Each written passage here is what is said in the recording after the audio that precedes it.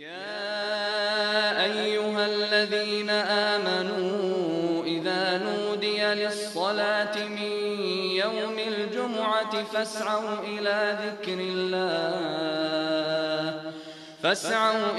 ذكر الله وذروا البيع ذلكم خير لكم إن كنتم تعلمون فإذا قضيت الصلاة فانتشروا في الأرض وابتغوا من فضل الله واذكروا الله كثيرا لعلكم تفلحون وإذا رأوا تجارة أو لهوا انفضوا إليها وتركوك قائما قل ما عند الله خير من اللهو ومن التجارة والله خير الرازقين.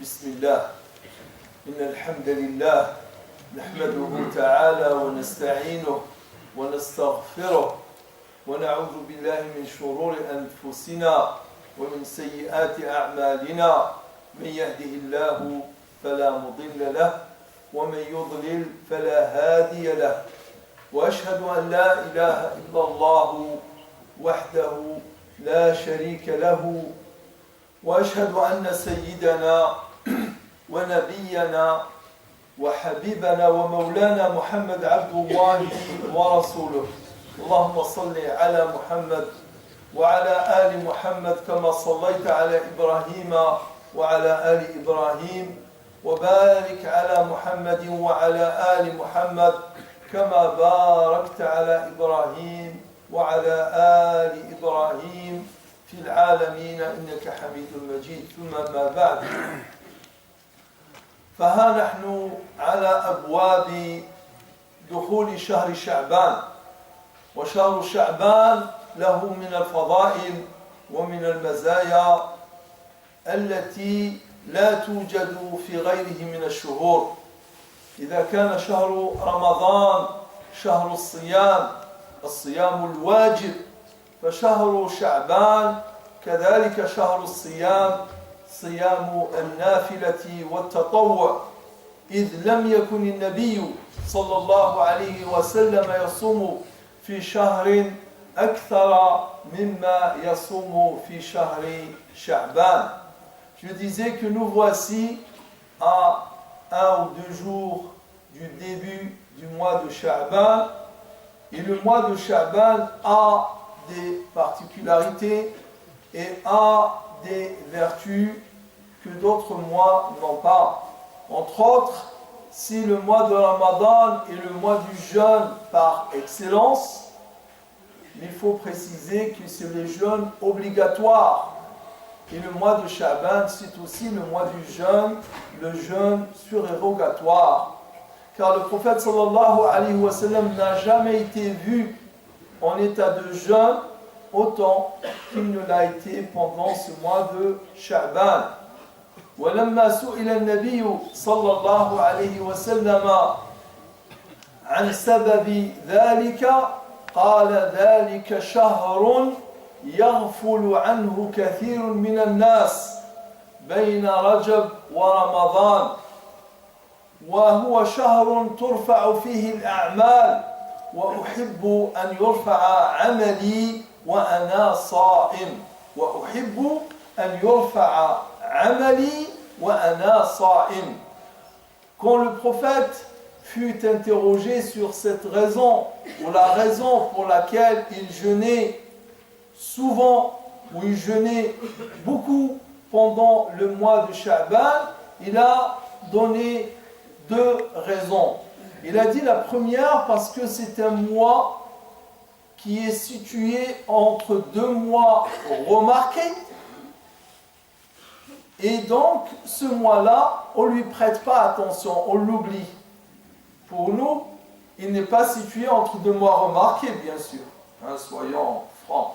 Il est situé avant un mois remarqué. Parce que qui connaît l'importance du mois de Rajab? On ne connaît aucune importance pour le mois de Rajab. Hein? Sauf qu'on se rappelle que c'est le mois où, selon une version, il a eu lieu l'ascension du prophète sallallahu alayhi wa sallam de Jérusalem aux cieux. Mais sinon, les Arabes, avant même l'islam, ils connaissaient l'importance de ce mois de Rajab. Parce que le mois de Rajab, il fait partie des 4 mois sacrés. Hein, les 4 mois sacrés, ce qu'on appelle Ashur al-Hurum, le mois de Rajab, il en fait partie. Il y a 3 mois qui se succèdent, Dhul Qa'da, Dhul Hijjah, Muharram, et Rajab, tout seul, ça fait en tout 4 mois sacrés. إن عدة الشهور عند الله 12 شهرا يوم خلق السماوات والأرض منها 4 حرم منها 4 حرم. Allah a dit que le nombre de mois auprès de ton Seigneur depuis qu'il a créé les cieux et la terre, ou le jour même où il a créé les cieux et la terre, Allah a décrété que dans l'année, il y a 12 mois. Donc c'est depuis des millions et des millions d'années qu'Allah a décrété que dans l'année, il y a 12 mois. Et en ces 12 mois, il y a 4 mois qui sont sacrés. حتى أن سبب تسمية الشهر بشهر شعبان قال العلماء أنه سمي شهر شعبان لتشعب الناس أي أن الناس كانوا يتشعبون في شهر رجب يركحون ويجلسون ويلزمون بيوتهم وأهليهم لا حرب ولا يغرون ولا على أحد. وعندما ينتهي شهر رجب ويدخل شهر شعبان تبدأ الغارات ويتشعب الناس في الوديان في غاراتهم. احنا الغارات في رجب في رمضان في ذو القعدة ذو الحجة نسأل الله العفو والعافية. Voyez bien, même les Arabes avant l'islam, ils connaissaient pour le mois qui vient de finir, qui va finir aujourd'hui, demain ou aujourd'hui même, hein, ils connaissaient la sacralité de ce mois. Ils ne faisaient pas de guerre. Ils ne combattaient pas autrui pendant ce mois sacré. Ils attendaient le mois de Sha'ban, et le mois de Sha'ban, on l'appelle de Sha'ban, c'est-à-dire la tasha'ub, c'est les bifurcations. Les bifurcations, car chaque tribu prenait un chemin bifurqué pour aller faire ce qu'elle avait l'habitude de faire, leur guerre, leur combat entre eux, mais pas pendant le mois de Rajab. Nous aujourd'hui, Rajab, Sha'ban, Ramadan, n'importe quel mois, la guerre. Et pas que contre l'ennemi, hein, non, contre le frère. Contre le frère. Contre le frère. Une guerre qui ne s'arrête pas pendant des années. Même pas un mois de trêve. Même pas quelques jours de trêve. Pour permettre aux blessés et autres d'être évacués et soignés. Sallallahu alayhi wa. Donc les Arabes, avant même l'islam, avaient des valeurs, avaient des principes que ceux qui prétendent être des musulmans ont oublié. Mais là, c'est un autre sujet que je ne voudrais pas aborder. Restons sur le mois de Sha'ban. Le mois de Sha'ban aussi a cette particularité d'être qualifié du mois du pardon. بعض الناس يسمي هذا الشهر شهر الغفران وهي تسمية صحيحة وغير صحيحة. Je disais que cette appellation, le mois du pardon, elle est juste et elle est fausse. Elle est juste dans le sens que, oui, pendant ce mois de Sha'ban, il y a la nuit du pardon, par excellence, la nuit du pardon. Et celui qui rate cette nuit du pardon, l'a raté, il faut qu'il attende l'année prochaine, Inch'Allah, s'il est encore vivant, pour en bénéficier. يقول النبي صلى الله عليه وسلم قلت أن التسمية خطأ وليست صحيحة من جهة وهي صحيحة من جهة أخرى. فهو ليس شهر كاملا شهر المغفرة، وإنما فيه ليلة الغفران. فيه أي في هذا الشهر ليلة تسمى أو يحق أن نسميها ليلة الغفران، لأن النبي صلى الله عليه وسلم بأبي وهو أمي قال: إذا كانت الليلة النصف من شعبان يطلع الله عز وجل إلى جميع خلقه فيغفر لكل عبد لا يشرك بالله شيئا إلا رجلان أو رجلين كان بينهما شحناء، يقول الله تعالى: أنظروا هذين حتى يصطلحا، أنظروا هذين حتى يصطلحا. إذن الحديث ماذا فيه؟ فيه أن ليلة النصف من شعبان، يعني نهار 14 من شعبان كي تغرب الشمس، من غروب ذلك اليوم، من غروب شمس ذلك اليوم إلى الفجر، فتلك الليلة كلها ليلة مغفرة وعفو، يطلع الله تعالى على العباد المؤمنين الموحدين الذين لا يشركون بالله شيئا، فيغفر الله تعالى لهم، فيغفر الله تعالى لهم، إلا رجل أو رجلان بينهما شحناء بينهما بغضاء، يقول الله تعالى: هذا الزوج هذوما اللي متشاحنين فيما بينهم، اللي متباغضين فيما بينهم، خليهم بجيه، لا يستحقون الغفران حتى يصطلحا فيما بينهم، حتى يصطلحا فيما بينهم. إن اصطلحا في الليلة يستحقون المغفرة، وإلا لن تنالهم مغفرة الله سبحانه وتعالى في تلك الليلة. Je disais que le prophète sallallahu alayhi wa sallam dans un hadith, il dit la nuit de la moitié du mois de Sha'ban, la veille de la moitié du mois de Sha'ban, Allah regarde toute sa création. Allah regardera d'un regard particulier cette nuit-là toute sa création, et il pardonne à tous ces êtres qu'il adore et qui ne lui associent rien, excepté 2 personnes entre lesquelles il y a de la haine, il y a de la rancœur et de l'animosité. Allah il dira: ces deux-là, laissez-les jusqu'à ce qu'ils se réconcilient entre eux. Laissez-les jusqu'à ce qu'ils se réconcilient entre eux. Cette fois, à ce moment-là, s'ils se réconcilient entre eux, ils mériteront le pardon. Donc, que retient-on de ce hadith et d'autres hadiths qui vont dans ce sens? C'est une notion de l'islam qui est avérée et attestée par de nombreux hadiths, qu'à la mi du mois de Sha'ban, Allah pardonne à tous les croyants, il pardonne à tous ses adorateurs, excepté ceux qui ont de la haine entre eux. إذن الله سبحانه وتعالى يغفر للذي يغفر كما أنه يرحم الذي يرحم.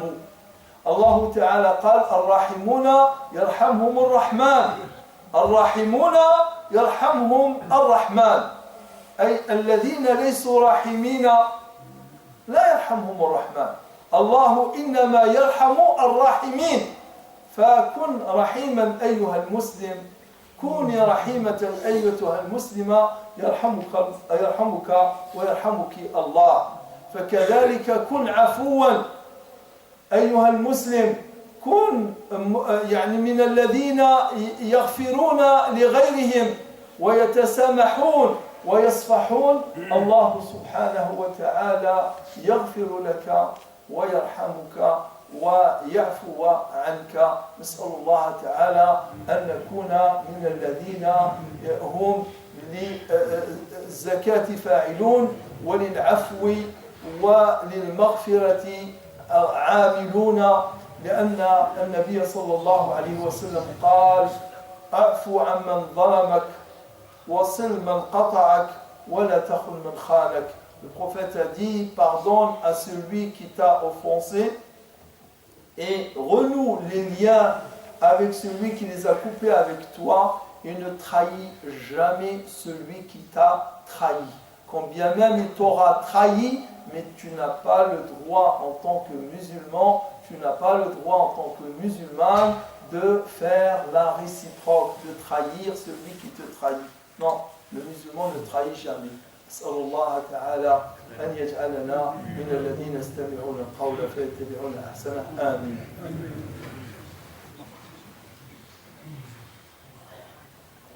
الحمد لله ولا إله إلا الله ولا حول ولا قوة إلا بالله وصلى الله تعالى وسلم على نبينا محمد وآله وصحبه ومن والاه ثم أما بعد. وذكر النبي صلى الله عليه وسلم في فضل هذا الشهر قال أنه شهر ترفع فيه الأعمال. شهر ترفع فيه الأعمال. C'est aussi le mois, et là c'est tout le mois, de son début à la fin, pendant lequel les actes sont portés à Allah subhanahu wa ta'ala. Allah connaît déjà tout ce que la création va faire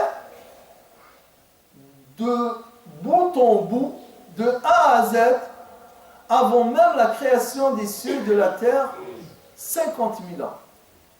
Vous imaginez, Allah, 50 000 ans avant même la création des cieux et de la terre, qui ont été créés des millions d'années avant l'être humain. Avant l'être humain, des millions d'années avant la création de l'être humain. Et pourtant, Allah a voulu que cet être humain, les anges enregistrent ses actes toute l'année, et arrivé le mois de Sha'ban, ils montent à Allah subhanahu wa ta'ala, ils disent voilà ce qu'a fait un tel, voilà ce qu'a fait une telle, à tout ce qu'il a fait de bon et tout ce qu'il a fait de mauvais. وهذا الرفع عباد الله هو رفع سنوي كما أن هناك رفع أسبوعي كما أن هناك رفع يومي.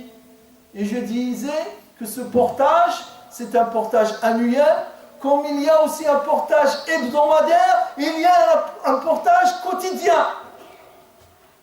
Alors, comment d'autres que nous peuvent avoir des théories du management, de l'organisation? C'est une science. C'est même les sciences, c'est pas qu'une science. L'organisation, on ne parle pas de l'organisation, on dit les sciences de l'organisation. Moi, en 82, j'étais étudiant, j'avais un prof de l'organisation. Il faisait cours de l'organisation. Et ce sont des sciences. Et Allah nous le dit ici. Chaque jour, les anges, ils font monter les actes, ou ils portent les actes auprès d'Allah. Chaque semaine, ils le font. Chaque jour, comme le dit le prophète sallallahu alayhi wa sallam, يَتَعَاقَبُونَ فِيكُمْ مَلَائِكَةٌ بِاللَّيْلِ وَمَلَائِكَةٌ بِالنَّهَارِ.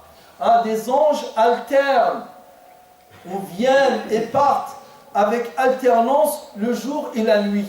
Ils se rencontrent à Salat al-Fajr, ils se rencontrent à Salat al-Asr. Il y a un chassé-croisé entre les anges de la nuit et les anges du jour. Ceux qui ont passé la nuit, ils montent après Salat al-Fajr. Et ceux qui ont passé la journée, ils montent après Salat al-Asr. C'est comme ça. Et Allah, il leur dit, comment vous avez laissé mes serviteurs? Ils diront, oh Allah, quand on est arrivé, on les a trouvés en état de prière.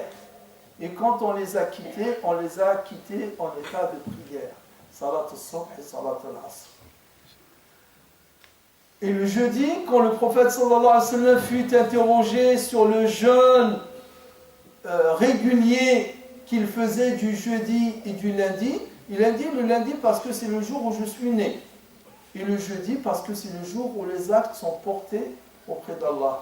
Chaque semaine, hebdomadairement, les actes sont portés à Allah Ta'ala tous les jeudis. Et annuellement, ils sont portés pendant ce mois de Sha'ban. Donc tâchez d'être au rendez-vous avec cet événement qui vous concerne, qui nous concerne, tout un chacun, toute une chacune. Et c'est pour cette raison que le prophète sallallahu alayhi wa sallam, voilà pourquoi je jeûne souvent le mois de Sha'ban. وعائشة رضي الله تعالى عنها قالت كان النبي صلى الله عليه وسلم يصوم شعبان وما استكمل النبي صلى الله عليه وسلم شهرا إلا رمضان وكان أكثر ما يصوم في شعبان Aïcha, elle dit que le prophète n'a jamais jeûné un mois entier excepté le mois de Ramadan. Et le mois où il jeûnait le plus, c'est le mois de Sha'ban. Donc, à nous tous, celui qui a l'habitude de jeûner les lundis et jeudis, qu'il le fasse. Et qui rajoute aussi le 13, 14 et 15 du mois. Et celui qui n'a pas l'habitude de jeûner, qu'il jeûne ce qu'il peut pendant ce mois, car c'est une préparation pour le mois de Sha'ban. Mais, je dois préciser que quand j'ai parlé tout à l'heure de la nuit du mi-mois de mi-Sha'ban, il n'y a rien à faire, ni pendant le jour, ni pendant la nuit. C'est pas parce que là c'est la nuit du pardon, je dis allez, je vais faire salat rak'at de qiyam al-layl parce que c'est la nuit du pardon. Allah ne te demande pas ça.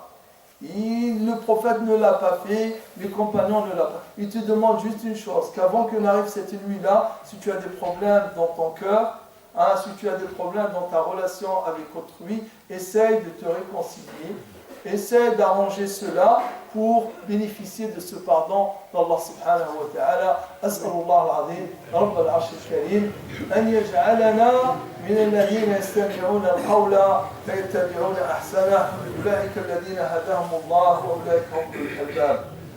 Je n'étais pas là pendant les 2 mois, bien entendu, je n'étais pas là il y a 15 jours à l'occasion de ce qui s'est passé à Christchurch en Nouvelle-Zélande. La première des choses, bien sûr, à l'instar de mes frères qui ont dû le faire, bien entendu, de demander pardon à Allah subhanahu wa ta'ala pour ses frères et sœurs qui ont péri dans ce terrible et horrible et ignoble et lâche assassinat et massacre, mais, 3 fois, et je les souligne, n'oubliez pas ce qui s'est passé ici en France, suite à cela. Ne l'oubliez pas. Ne l'oubliez pas. Je pense que ça doit être un sursaut pour nous, parce que la France, elle est liée à ce qui s'est passé en Nouvelle-Zélande. C'est ici, dans notre pays, sur notre sol, que cet homme s'est forgé cette conviction et cette haine de l'islam et des musulmans. Et c'est une théorie qui est née ici, en France, chez nous, qui a nourri l'idéologie de cet homme. C'est une théorie française qui a pignon sur rue et qui, toutes les semaines, passe à la télévision. Elle a été applaudie par des hommes politiques, par des journalistes, ici en France. Ils ont parlé de œil pour œil, ils ont parlé de match retour. Et ça doit nous réveiller. Ça doit nous réveiller.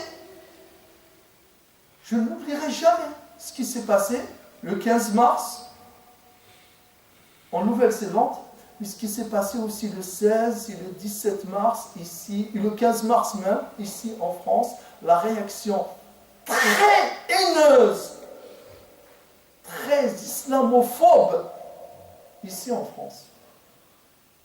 Alhamdulillah, bien sûr, qu'il y a eu des petites plaintes qui ont été faites ici et là, par certaines associations musulmanes, mais c'est juste, je ne sais pas, ce n'est pas à la hauteur de l'alarme et du danger.